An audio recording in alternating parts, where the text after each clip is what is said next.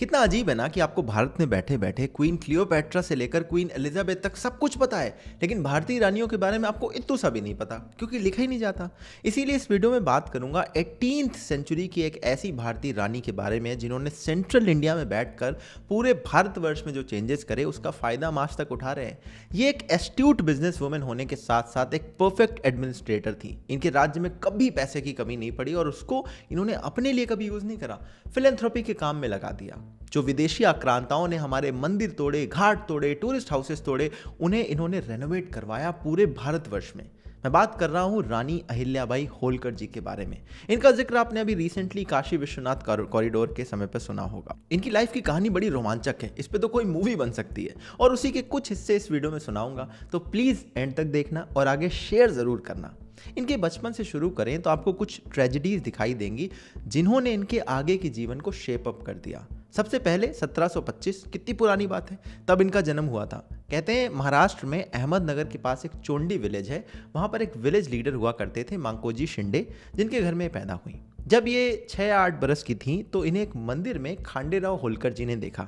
खांडेराव होलकर जी पेशवा बाजीराव के यहाँ पर एक सूबेदार हुआ करते थे और उनके एकमात्र सन थे मल्हार राव होलकर जी। उनके साथ इनका विवाह हो गया। जो मल्हार राव जी थे ये एक किले पर चढ़ाई करने गए, कुंभेर का किला था जहाँ पर इनकी मृत्यु हो गई।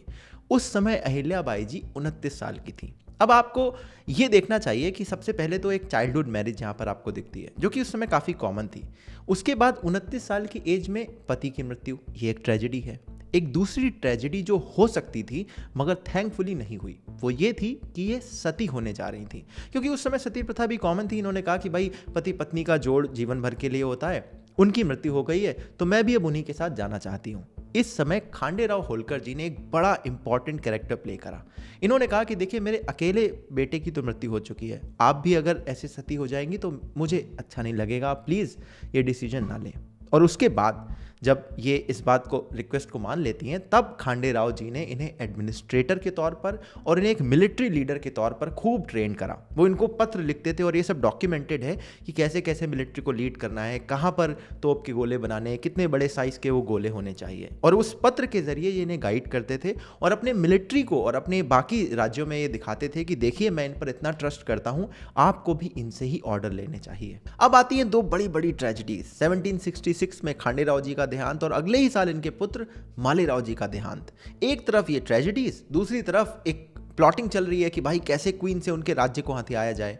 मगर क्वीन ने सूझबूझ का काम लिया। इन्होंने अपनी आर्मी को अपने सपोर्ट में करा, आसपास के किंगडम से सपोर्ट हासिल करा और अपने आप को एज ए रानी पूरी किंगडम पे स्टैब्लिश करा 1767 में। और 1795 इनकी डेथ के समय तक ये यहाँ पर रानी रही।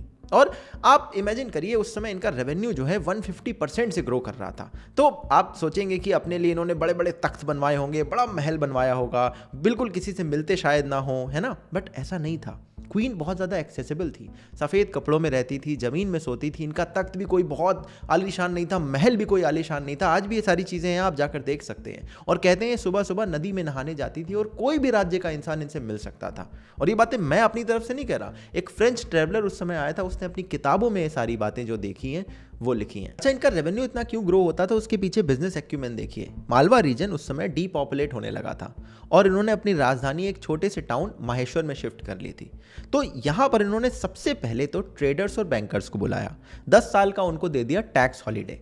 तो खूब सारा पैसा आया जो कर्ज पर मिलने लगा, तो किसानी बढ़ने लगी। और किसानी में भी रुई का खूब खेती हुआ करती थी। तो इन्होंने एक सिल्क डेवलप करने के लिए वीवर्स को इन्वाइट करा और एक माहेश्वरी सिल्क डेवलप करा जो आज भी बड़ा पॉपुलर है, खूब साड़ियाँ मिलती हैं इसकी। और ये सिल्क जब पेशवा लोगों को पता चला तो वो अपनी धोती भी यहीं से ऑर्डर करने लगे, तो इकॉनमी तो बूम होनी थी। उस समय जब देश के अलग अलग हिस्सों में कई जगह फेमिन्स चल रही थी तब इनका राज्य खूब प्रॉस्पर कर रहा था। अब इस प्रॉस्पेरिटी और पैसे को इन्होंने अपने ऊपर तो खर्च नहीं करा, तो ये पैसा आखिर गया कहाँ।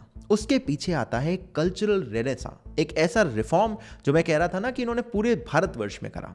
सोमनाथ हो, बद्रीनाथ हो, रामेश्वरम हो या काशी विश्वनाथ हो, ये सारे मंदिर जो पहले आक्रांताओं ने आकर अटैक करके तोड़े थे, उनका जीर्णोद्धार इन्होंने करवाया। हमारे काशी विश्वनाथ को भी जब औरंगजेब ने तोड़ा था, उसके 111 साल बाद जो दोबारा बनवाया वो इन्हीं रानी जी ने बनवाया, और बाद में उसके ऊपर जो सोना लगवाया वो महाराजा रंजीत सिंह जी ने लगवाया। और ऐसे कहते हैं तकरीबन 150 टेम्पल तो आप काउंट कर सकते हैं जो इन्होंने दोबारा से बनवाए, और कई सारे घाट बनवाए, कई सारे टूरिस्ट हाउसेस बनवाए।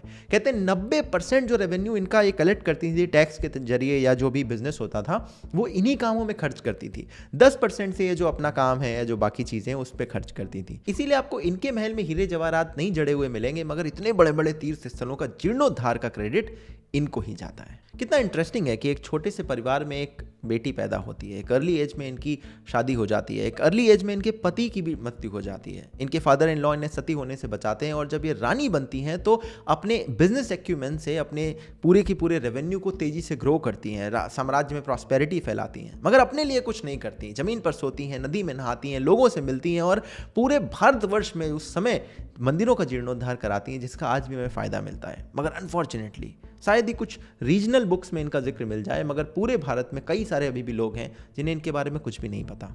मुझे लगता है कि इनकी कहानी दूर दूर तक शेयर की जानी चाहिए। अगर आपको ये वीडियो पसंद आया तो प्लीज़ इसे आगे शेयर जरूर करें, लाइक करें इस वीडियो को, अपने थॉट्स नीचे कमेंट में लिखें, सब्सक्राइब करें इस चैनल को for more such videos ahead, और मैं आपसे मिलूंगा ऐसे किसी और इंटरेस्टिंग वीडियो में। तब तक के लिए अपना ध्यान रखिएगा। जय हिंद, वंदे मातरम।